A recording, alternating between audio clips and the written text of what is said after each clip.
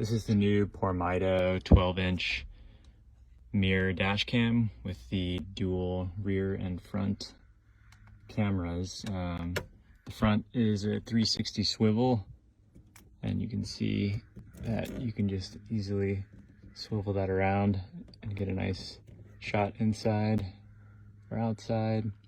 And the rear I have mounted in the back of my camper van on the actually on the inside, just to prevent it from getting stuff on it. But I have it set to auto record.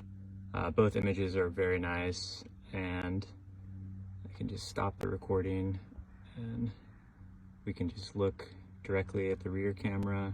You can swipe up and down to digitally change the frame,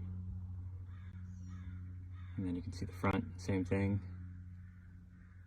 And you have this nice dual view, which I like a lot. The settings are it's much snappier than my older PORMIDO. Everything is just much more responsive. The image is very clear. And they included some anti-reflective films that you can put on top of the mirror, which help a lot to reduce glare. But yeah, I like it a lot. Works great.